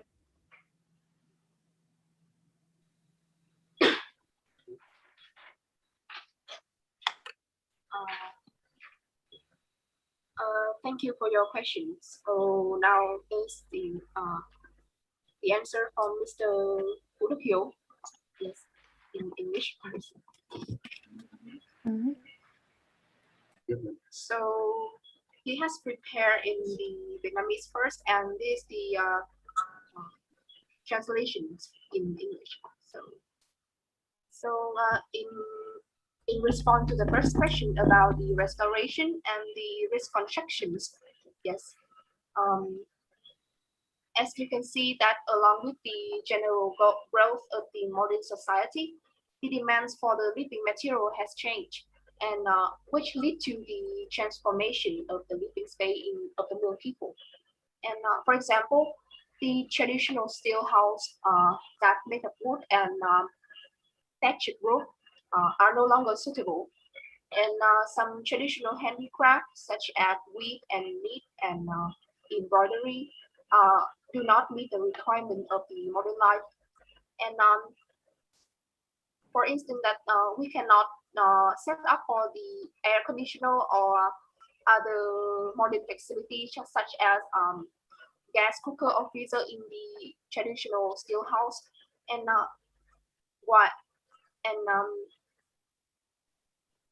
those are replaced by tools which made from aluminum and plastic materials, which are much more convenient. Also, the traditional embroidery clothes occupation is disappearing, since nowadays Hmong people can easily buy clothes in store or in the market. And why to make a whole new traditional clothes, it takes about for 2 or 3 months. Yes, and as a result, we can see that the loss of the control in Hmong community is inevitable. And those are the difficulties that we have met during the restoration of control feature in the Hmong community. And but fortunately, in the Hmong community, there are some still older artisans, craftsmen, and people who, although despite their age, they still keep experience and culture alive. And Hmong Cultural Space Museum had contact to them and for documenting and digitalizing the information, the cultural information, and persuade them to preserve the treasure. Yes, and our museum has organized performance events and restore services for people, for young people, for young generation, like teacher, student, and in order to demonstrate the cultural tradition that their ancestor and forefather had sum up, preserved, and passed on to them. The challenge is compounded by the fact that this is the work of a single person who is responsible for the cultural degradation of an entire country. Yes, that is the answer for the first question. To answer for the second question, Mr. Budakyo has done some activities that contribute to and support to the Hmong community, such as with the goal of inspiring the Hmong ethnic controller to the community. Mr. Budakyo has, along with the Hmong Cultural Space Museum, has displayed and introduced the Hmong people unique cultural values to the community, not only to the Hmong ethnic group in general, but also for other ethnic groups in Vietnam. So the Hmong younger generation and the Hmong community can learn from that. Yes, and some other activities such as collecting, restoring, and transmitting ancient gong tunes to the gong team are the people living in Giang Mo village, serving visitors at the Hmong Museum. And this can be replicated to other Hmong villages. Also, we are choosing some handmade products such as weaving weaving bamboo, rattan, wickerwork, and we also looking for good artisan, hiring designer to create handmade products so that with high value in the market and along with the cultural characteristic on them. We make souvenir products for visitor and bring so that can bringing the economic benefit to Hmong people. We also organizing event with typical cultural features such as the kitchen building events or housekeeping ritual performed by more magicians. And by restoring and rebuilding the lost traditional values, we have created many job opportunity for local Hmong people. And finally, we also consult with the local authority so that we both of us can create a sustainable economic development in Hmong community to community cultural tourism. And to do so, each Hmong village needs a cultural house where the community activities and exhibit of cultural Moi, je voulais venir avec toi. Ça se termine dans 10 minutes. And all of these activities that we have done has become a typical cultural tourism products of the Hmong community and bringing economic benefit to them. This our answer to the two questions. Okay, thank you. As a participant in this curriculum and a person studying ICH, I would like to express my gratitude. I really hope that your activities will continue and then the culture of the ethnic minorities around the world will be safeguarded and transmitted. Thank you very much. Thank you. Yes, thank you for your patience. Yeah. Thank you for listening. Thank you, Professor O and Director Vu. Now we will have time for questions or comments from any of our participating members today.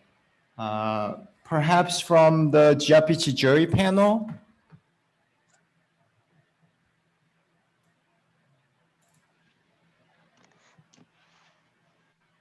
You may speak up if you have a question.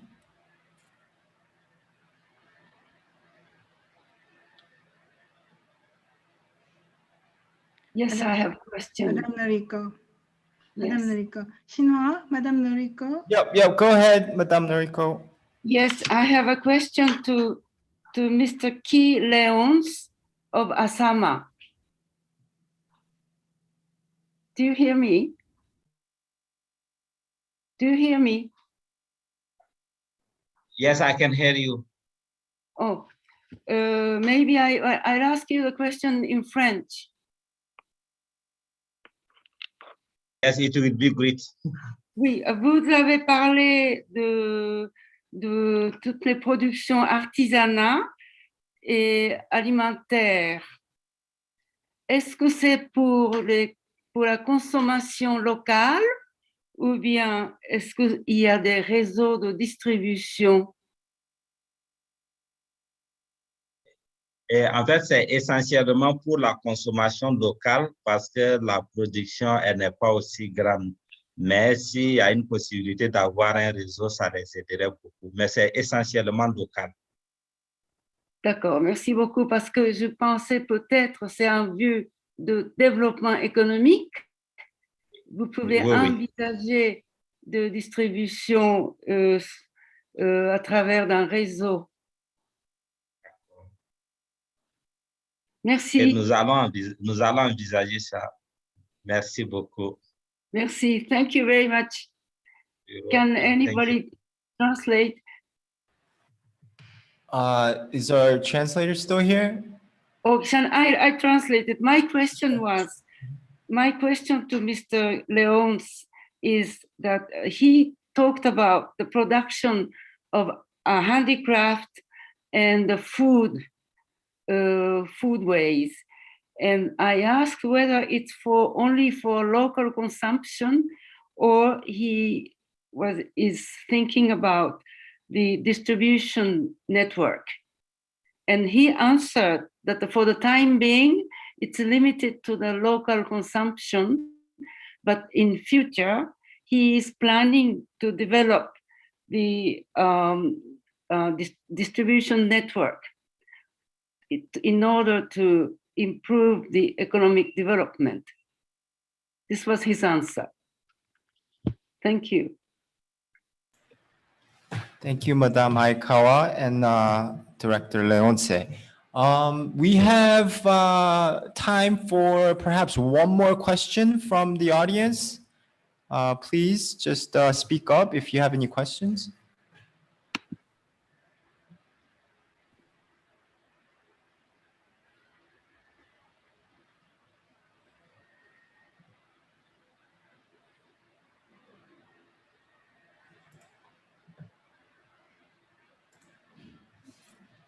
Dale, I was wondering if you you have interest from people outside of Labrador, outside of Canada, who are interested in what you're doing, or even aware of it. I'm really interested in that kind of inventorying that you're doing, and I wish it was something that more people were doing in other countries, and then also sharing internationally. So in case there was, and if there's interest of those people who want to share it, who are willing to share it to non-natives, I guess.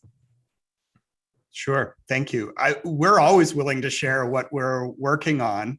And this has been an experimental process for us, made particularly challenging with the events of the past year.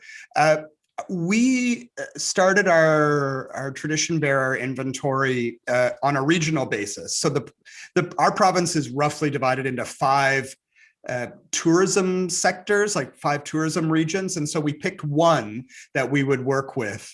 And the hope is that we will now be able to carry that forward in other regions. So that's work that's going to continue. And we've certainly learned what not to do and what works and what hasn't worked here. What I would like to see happen in the future is for us to essentially make a toolkit or a how-to guide so that other regions can take this on and do it, or even a toolkit that could be adapted for use by a smaller region, like a municipality, so that a town could develop their own inventory for this kind of partnering work.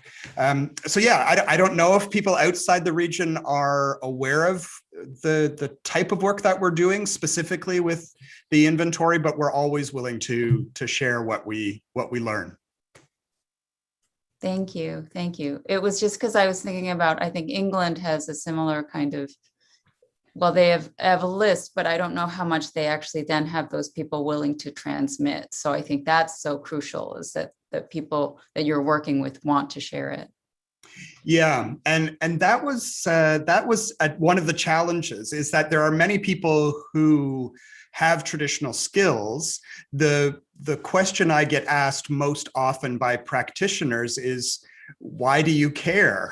Why do you care about these things? And why do you want to share them? Many of the practitioners are shy or work alone. And because they are good at their particular skill doesn't necessarily mean that they are good at marketing those skills or necessarily teaching those skills in a formal setting.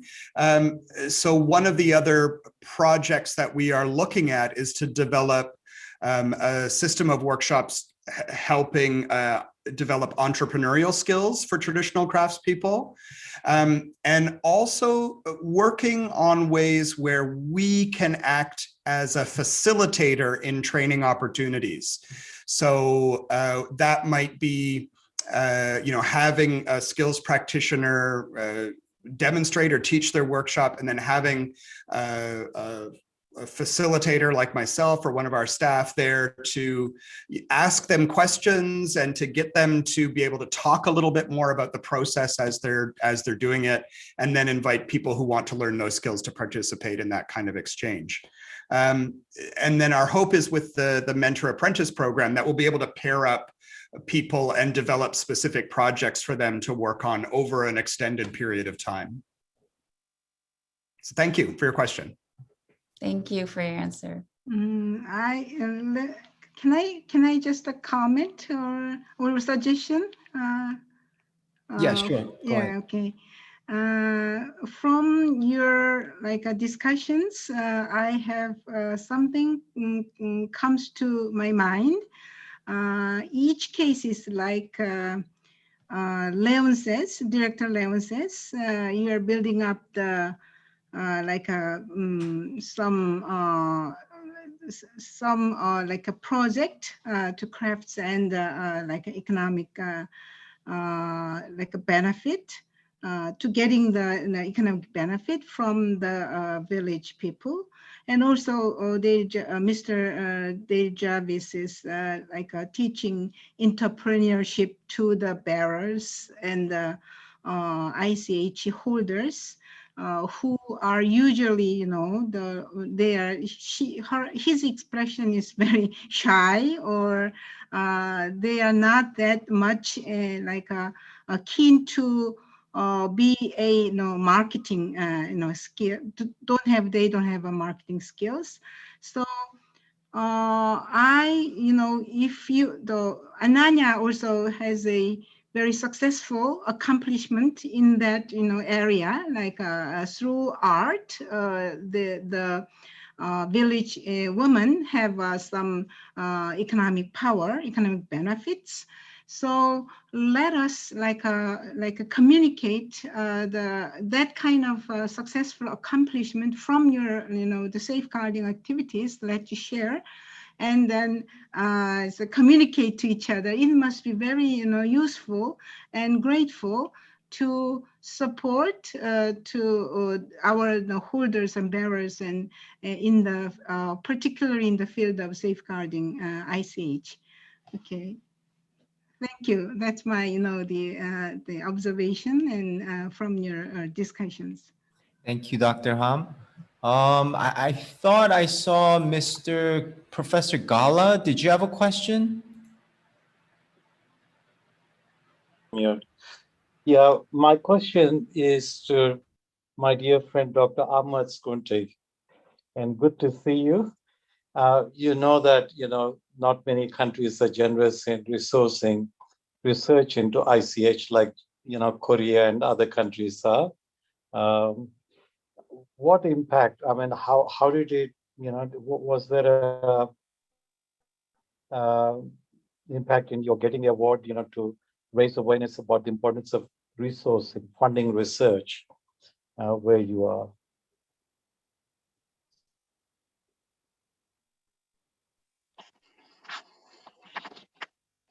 Thank you very much, Amariswa. Nice to see you and the other colleagues in this important colloquium. Thank you for your question. Maybe to answer your question, I will go back to the example I gave in my presentation about the inventory which is undertaken in Casablanca. Here in Morocco. This was very challenging. Casablanca is the economic capital of Morocco. It's the biggest city in terms of population and urban density. And the inventory of ICH in this context was very challenging. And it was a very interesting experience. I was now thinking about how, after listening to Dale with his experience in Canada,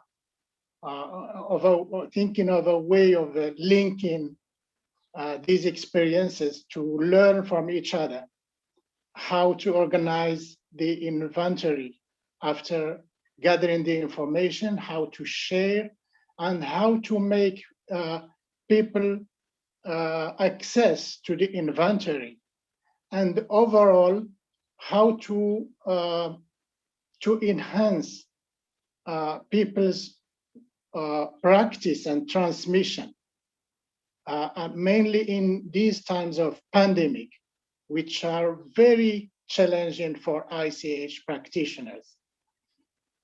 This inventory was funded by the region of Casablanca through a partnership with our Institute of Archaeology and Heritage Sciences. There was a budget that was funded by the region, and our institute was able to make capacity building for young people who were charged with to work with the communities on the ground to inventory ICH elements in the territory of the city of Casablanca. This is how this work have been done and funded, and now there is a work to organize the information and to make it accessible for people, ensuring that the communities are fully participating in the process and having also a sort of control on the information that is being shared. I hope this answers your question, Amariswa. Thank you, Ahmad, and Eid Mubarak.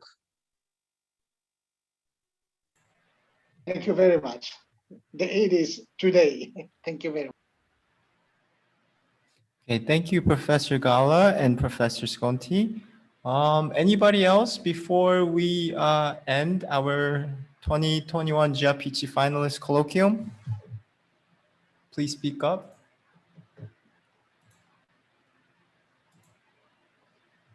Okay, I don't see anybody. All